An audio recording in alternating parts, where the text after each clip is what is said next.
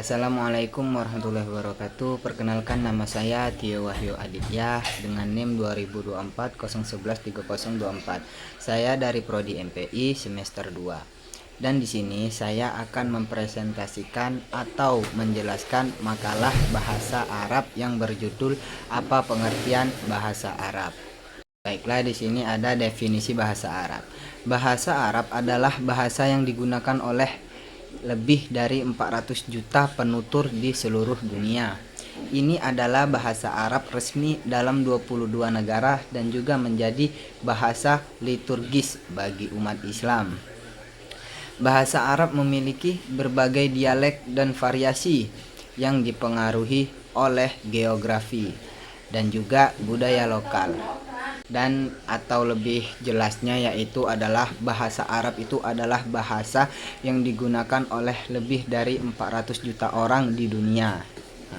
Dan juga ini merupakan bahasa resmi di 22 negara dan juga bahasa ibadah kita sebagai umat Islam. Bahasa Arab itu memiliki banyak dialek, tergantung wilayah dan budaya masing-masing. Jadi yang sekarang ada sejarah dan perkembangan.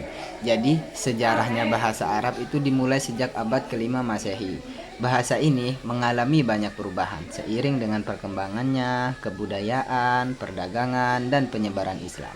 Bahasa Arab klasik muncul sebagai bentuk tertulis yang digunakan dalam Al-Quran, dan bahasa Arab modern standar berkembang dari bentuk ini untuk penggunaan sehari-hari dan pendidikan.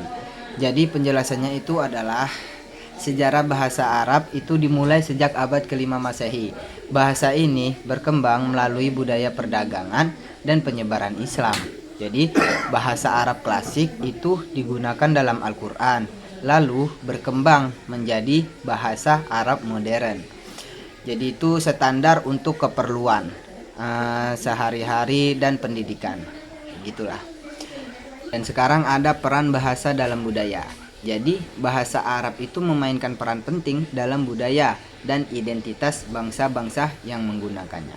Sebagai bahasa liturgis dalam Islam, bahasa ini digunakan dalam ibadah sehari-hari, puisi, dan sastra. Bahasa Arab juga menjadi jembatan antara tradisi modernitas, menghubungkan generasi muda dengan warisan budaya mereknya. Jadi pengertian singkatnya itu adalah bahasa Arab itu berperan penting dalam budaya dan identitas masyarakatnya. Karena bahasa Arab itu sebagai bahasa ibadah dalam Islam. Jadi bahasa ini digunakan dalam doa, puisi, dan sastra seperti yang di atas tadi. Jadi bahasa Arab juga menghubungkan generasi muda dengan warisan budaya dan tradisi mereka. Dan yang kedua itu ada ciri-ciri. Struktur dan tata bahasa. Jadi struktur bahasa Arab sangat berbeda dari bahasa-bahasa Indo, Eropa dengan pola morfologi yang melibatkan akar kata yang terdiri dari 3 konsonan. Sistem tata bahasa mencakup jenis kelaminnya, gramatikal, kekatupan, dan konjugasi yang kompleks. Sintaksis bahasa Arab juga memperhatikan urutan kata yang bebas, meskipun struktur dasar sering kali mengikuti pola subjek, kata, kerja, objek.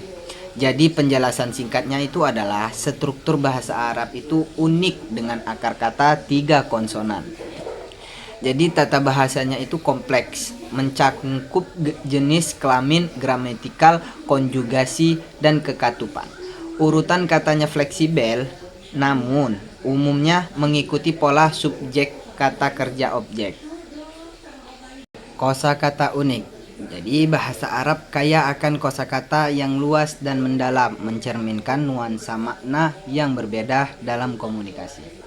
Banyak kata-kata dalam bahasa Arab memiliki makna yang berkaitan dengan budaya, sejarah, dan pengalaman lokal.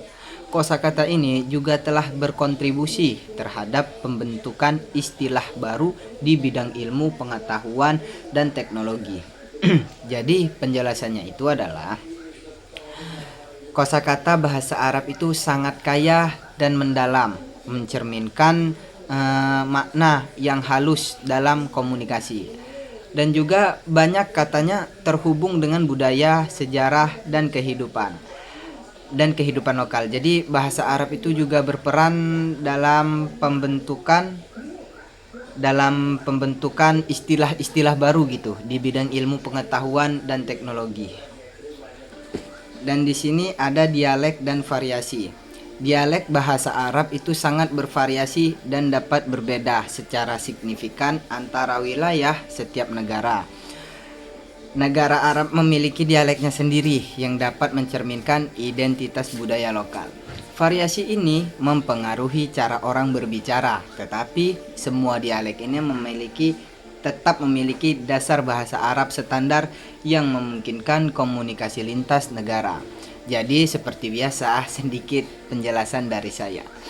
Yakni berarti dialek bahasa Arab itu sangat beragam antar wilayah dan juga mencerminkan identitas budaya itu masing-masing negara. Meski berbeda dalam percakapan sehari-hari, tentu semua dialek tetap berakar pada bahasa Arab standar, sehingga komunikasi antar negara itu tetap bisa dilakukan. Dan itu penjelasan dari saya. Dan di sini ada kesimpulan. Jadi bahasa Arab itu adalah sebuah bahasa yang kaya akan sejarah dan budaya dengan struktur unik, kosakata yang luas serta berbagai dialek. Bahasa ini tuh tidak hanya menjadi alat komunikasi, tetapi juga simbol identitas bagi banyak komunitas. Memahami bahasa Arab dapat membuka akses ke budaya dan tradisi yang kaya serta mendalam. Jadi teks di atas itu menyimpulkan bahwa bahasa Arab itu bukan sekedar alat komunikasi, tetapi juga bagian penting dari sejarah, budaya, dan identitas masyarakat yang menggunakannya. Bahasa ini tuh memiliki struktur yang unik, kosakata yang kaya, dan banyak dialek yang semua mencerminkan keragaman budaya Arab. Dengan mempelajari bahasa Arab, seseorang itu bisa lebih memahami dan menghargai tradisi, nilai, dan cara hidup masyarakat Arab secara lebih dalam. Baiklah, demikianlah pemaparan singkat tentang bahasa Arab, yaitu sebuah bahasa yang kaya akan sejarah, budaya, dan makna. Semoga penjelasan dari saya ini bermanfaat dan menambah wawasan kita semua. Terima kasih atas perhatian dan waktunya. Saya Tio Wahyu Aditya dengan NIM 2024011324. Saya akhiri. Assalamualaikum warahmatullahi wabarakatuh. Oke, sebelum itu saya ada sedikit pantun. Oh my god! Wow! Buat penutupan video saya kali ini. Jangan pernah nulis di atas kaca, tapi nulislah di atas meja. Jangan pernah menangis hanya karena cinta, tapi menangislah jika kamu menyerah.